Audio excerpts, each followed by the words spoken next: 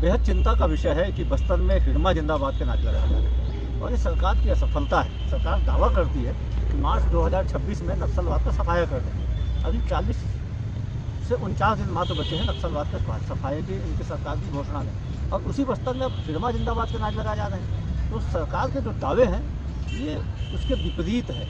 अभी भी नक्सलवाद की जड़ें बस्तर में समाई हुई है। जो आज नारे लगाए गए हैं, सरकार को इसके लिए आत्मचिंतन का विषय है कि ऐसी स्थिति क्यों बनी।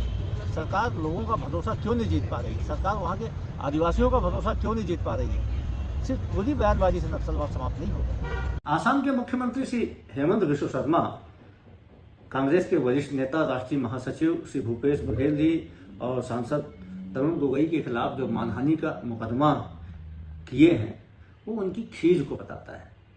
कांग्रेस के नेताओं ने प्रेस कॉन्फ्रेंस में जिन मुद्दों को उठाया था, जिस 1200 एकड़ जमीन की बात की थी, उसके बारे में, उसकी जांच कराने के बारे में हेमंत बिश्व शर्मा क्या करने जा रहे हैं, उसके बारे में सफाई क्यों नहीं दे रहे हैं, उन तथ्यों को नकारने की हिम्मत क्यों नहीं जुटा पा रहे हैं। आप मानहानि के मुकदमे की बात करके, अदालती नोटिस की बात करके सिर्फ मुद्दे से ध्यान हटाने की कोशिश में लगे हैं। किसी तरह चुनाव में उनके ऊपर जो आरोप लगे हैं, जनता से उसका ध्यान आकर्षण किया जाए। लेकिन जो सच्चाई है, जो उनके ऊपर भ्रष्टाचार के प्रमाणिक आरोप हैं, वो अपनी जगह खड़े हुए हैं और उनके इस प्रकार के पैतरे से वे आरोप झुटलाए नहीं जा सकते।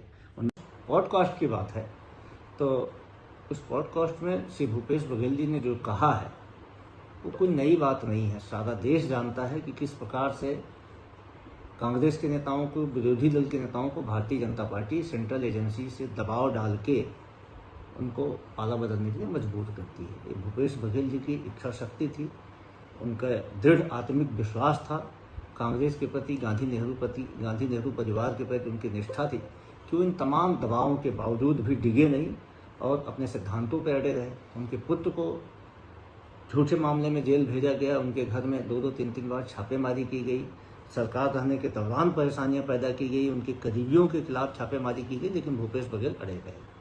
तो ये सच्चाई है, इसको कोई नई बात नहीं है। उन्होंने पॉडकास्ट में जो कहा है, देश का, छत्तीसगढ़ का बच्चा जानता है और भारतीय जनता पार्टी का यह षड्यंत्रकारी चरित्र भी पूरा देश जानता है कि किस प्रकार से सेंट्रल एजेंसियों का दबाव विपक्षी दल के नेताओं के ऊपर किया जा रहा है।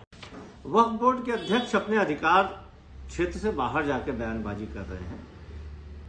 मुस्लिम पर्सनल लॉ की आवश्यकता है या नहीं है, यह रिव्यू करने का अधिकार देश की संसद के पास में है। बोर्ड के अध्यक्ष देश के सारे मुसलमानों का प्रतिनिधित्व करते हैं।